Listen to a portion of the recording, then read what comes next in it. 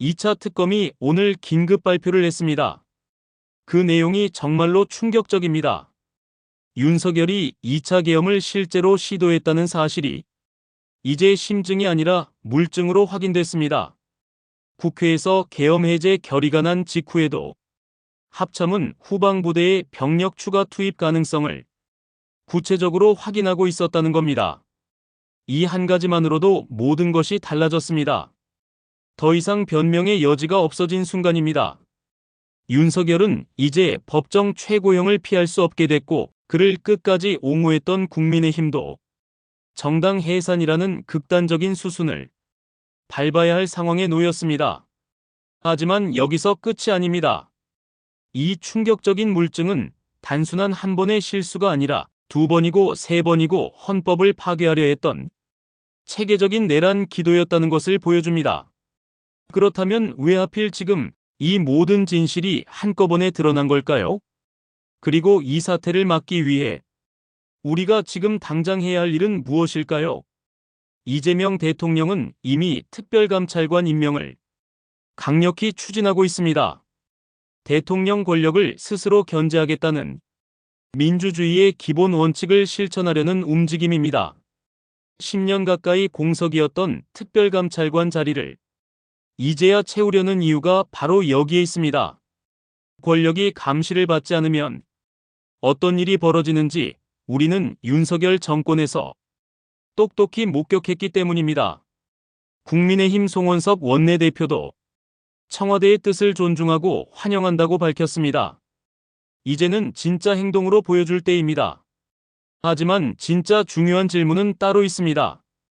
2차 계엄 시도의 추악한 진실은 과연 여기서 끝나는 것일까요?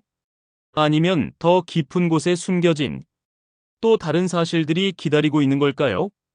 이제 국민들은 더 이상 참지 않습니다. 헌법을 두 번이고 세 번이고 짓밟으려 했던 자들에게 관용은 없습니다. 이 이야기는 이제 시작입니다. 그리고 이 시작이 대한민국 민주주의의 운명을 바꿀 수 있는 결정적 순간이 될 것입니다. 2차 특검의 물증은 그 어떤 변명도 허용하지 않았죠. 2024년 12월 4일 새벽 1시 3분 국회가 계엄 해제 결의를 통과한 바로 그 순간 합참은 이미 후방 부대들을 상대로 추가 병력을 더 보낼 수 있느냐고 구체적으로 확인 작업을 하고 있었습니다. 이건 단순한 실수가 아닙니다. 국회의 결의를 정면으로 무시하고 계엄을 계속 이어가려는 명백한 의도였죠. 더 충격적인 것은 김명수 합참의장의 발언입니다. 그는 참모들에게 국무회의에서 국회와 다르게 의결할 수 있느냐고 직접 물었다는 기록까지 나왔습니다. 이게 바로 2차 계엄 시도의 핵심 증거입니다. 국회가 막았는데도 군을 움직여 헌법을 다시 짓밟으려 했던 계획. 1심 법원도 이미 인정했습니다. 윤석열이 이준우 전 수도방위 사령관에게 내가 두 번, 세 번 계엄하면 되니까 너희는 계속해라는 취지의 지시를 내렸다고요. 김용현 역시 새벽 2시경 선관위에 병력을 더 투입할 수 있는지 확인한 사실까지 드러났습니다. 이토록 노골적인 정황들이 쌓이고 있는데 이걸 2차 내란 기도가 아니라고 누가 감히 말할 수 있겠습니까? 국민들은 이제 더 이상 속지 않습니다. 한 번도 아니고 두 번, 세 번씩 총칼로 민주주의를 짓밟으려 했던 자들에게 관용은 절대 있을 수 없습니다. 하지만 여기서 끝이 아닙니다.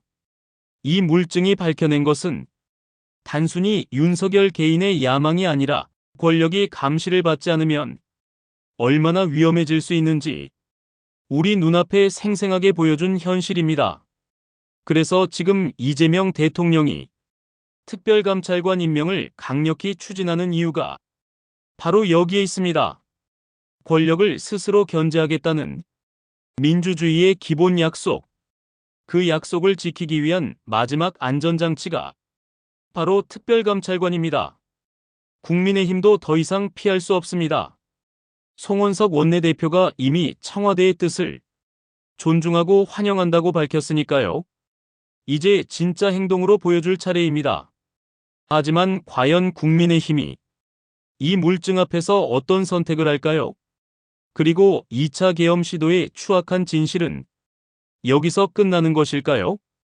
아니면 더 깊은 곳에 아직 밝혀지지 않은 또 다른 사실들이 숨겨져 있는 걸까요?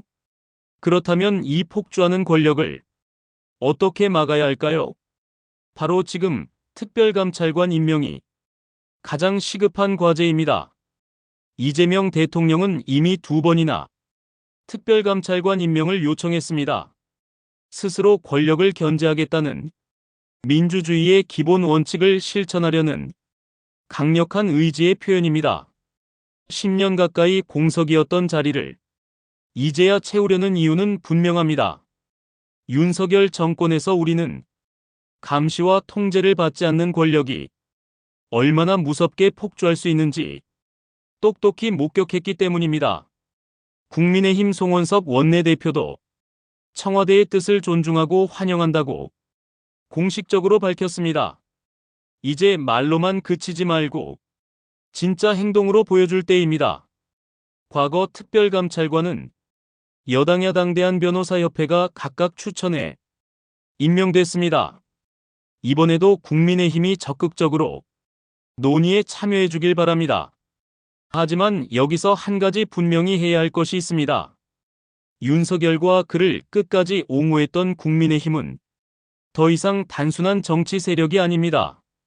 2번이고 3번이고 헌법을 파괴하고 국민을 총칼로 위협하려 했던 반국가적 행위에 대한 책임을 반드시 물어야 합니다. 법정 최고형은 윤석열 개인에게만이 아닙니다. 그를 철저히 비호했던 국민의힘도 정당 해산이라는 극단적인 수순을 피할 수 없다는 것이 제 생각입니다. 민주주의를 지키기 위한 마지막 안전장치가 바로 특별감찰관입니다.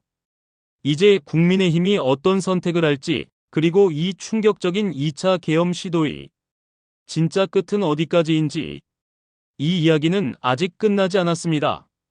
오히려 더 깊은 진실이 곧 드러날 준비를 하고 있습니다. 진짜 문제는 2차 계엄 시도만이 아니었습니다. 국정조사를 통해 드러난 또 다른 충격적인 진실, 바로 국정원이 조작의 숙주가 됐다는 사실입니다. 서해 공무원 사건 무죄가 왜 났을까요? 국정원이 자체 감사를 했는데 그 감사관들이 모두 박주연 전 국정원장 측근들이었습니다. 비서실장, 기조실장 수석보좌관까지 책임 감사관으로 앉혀놓고 자기 식구들끼리 면죄부를 준 겁니다. 더 심각한 것은 이화영 전 부지사 사건입니다. 카텐기에서 리오남이 필리핀에 없었다고 진술한 국정원 직원이 실제로는 그 자리에 있었을 가능성이 매우 높습니다. 게다가 그 직원은 이화영 전 부지사와 개인적으로 매우 친한 관계라는 제보까지 들어왔습니다. 국정원의 국내 정치관여 금지법을 정면으로 위반한 정황이 명백합니다. 그래서 이종석 국정원장을 28일 국정감사 마지막 날 반드시 증인으로 채택해야 한다고 강력히 요청합니다. 이종석 국정원장이 나올 이유가 없다면 그 자체가 더 큰 의심을 불러일으킬 뿐입니다. 국정조사에서 밝혀진 또 다른 네트워크도 놀랍기만 합니다. 검찰에서 파견된 검사들이 국정원과 감사원에 들어가 증거를 미리 선별하고 조작 기소에 가담한 정황이 속속 드러나고 있습니다. 수원지검에서는 대북 송금 파트와 주가 조작 파트 검사가 따로 있었는데 이화영이 협조하면 주가 조작 수사가 편해진다는 식으로 연계돼 있었습니다. 대장동 사건 수사 기록도 인사 발령 전 2개월이나 미리 빼돌려 검토한 사실까지 나왔습니다. 이 모든 것이 우연이라고 하기엔 너무 많은 정황이 맞물려 있습니다. 국정원과 검찰, 대통령실이 하나의 거대한 조작 네트워크를 이루고 진실을 은폐하려 했다는 것이 이제 서서히 드러나고 있는 것입니다. 만약 국정조사를 하지 않았다면 이 모든 사실은 영원히 묻혔을 겁니다. 이제 국민들은 더 이상 권력이 법 위에 군림하는 시대를 용납하지 않습니다. 하지만 아직 밝혀지지 않은 더 큰 진실이 남아 있습니다. 그리고 그 진실을 끝까지 파헤치기 위해 우리는 지금 어떤 선택을 해야 할까요? 이제 우리는 그 선택의 순간에 서 있습니다. 2차 계엄 시도의 물증이 드러난 이 순간, 민주주의는 더 이상 말로만 지켜지지 않습니다. 국민들은 2번이고 3번이고 헌법을 파괴하려 했던 세력에게 관용을 베풀 생각이 전혀 없습니다. 특별감찰관 임명은 단순한 제도 개선이 아닙니다. 권력이 다시 폭주하지 못하도록 우리가 직접 만들어야 할 마지막 안전장치입니다. 이재명 대통령이 스스로 견제를 받겠다고 선언한 것은 결코 빈말이 아닙니다.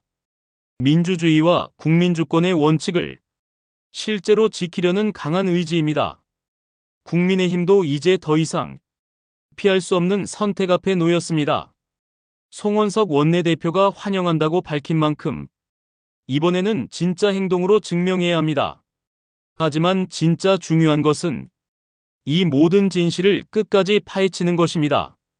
국정원이 조작의 숙주가 되고 검찰과 대통령실이 하나의 네트워크를 이루어 증거를 선별하고 사건을 조작했던 그 어두운 시스템을 완전히 뿌리 뽑아야 합니다.